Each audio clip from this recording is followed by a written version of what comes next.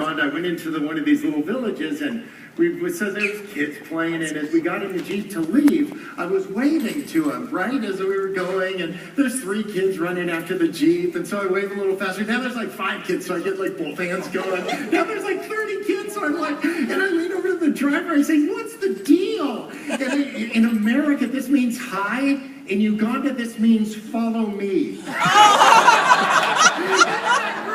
That's my problem with Jesus. I've been waving to these, says, Bob, follow me, right? I go, hi. And we just get our signals crossed, right? We just I was in a church and there was somebody signing, and I don't know much about sign language. I know this means Jesus and this means the sun's moving, but during one of the whoa, whoa, whoa sections of the song, like the girl she started doing this. And I said, what does that mean? And she says, it means awesome. Isn't that great? So like next time you meet somebody and they say like, how you doing? She's like, awesome. Are you awesome? No, don't do that.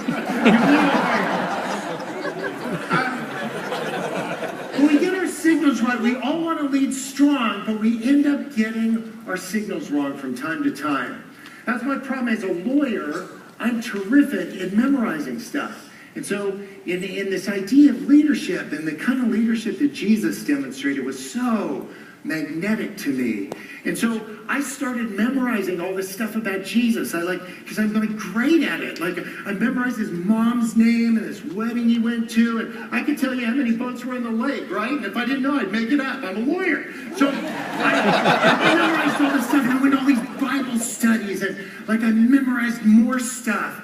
And I realized, wouldn't it be creepy if I knew your mom's name? You'd be like, dude, we don't hang out, right? Or some wedding you were at last Saturday, wouldn't you want to get a restraining order? That's what stalkers do.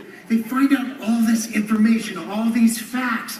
I realized I was stalking Jesus, right? And I was creeping both of us out. And what I decided to do is that I wasn't just going to stalk him anymore. And in a position of leadership, I thought, I just want to learn from the greatest leader of all time how to lead. If you have Bibles, you can flip to it. If not, I'm going to read to you from 1 John 3:16. It's a couple verses, and it ends like this. This is how we know what love is.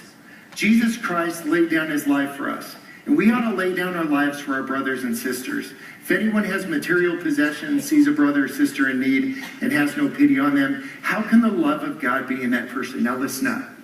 Dear children, let us not love with words and speech, but with actions and truth. Not with words and speech. I get paid all this dough as a lawyer to say all the right stuff. And in leadership, you guys get all this pressure and the performances to say all the right stuff, and then Paul from a prison cell saying, do the right stuff. And we don't do stuff so Jesus will think we're swell. He's nuts about you. Your picture's in his wallet. We do stuff so we'll know the answer to these 2 questions. Who are you, and what do you want? If you get the answer to those 2 questions, you're going to lead well. But I just want to agree with Jesus. I read this stuff and I just want to agree. Matthew 5. Love your enemies so you can be perfect, like your Father in heaven is perfect. You want to lead really well, those of you where faith is a big deal. Every time somebody asks, how are you doing? Say to yourself, don't say it out loud, they'll think you're stuck up. Say, I'm trying to be perfect, like my Father in heaven's perfect.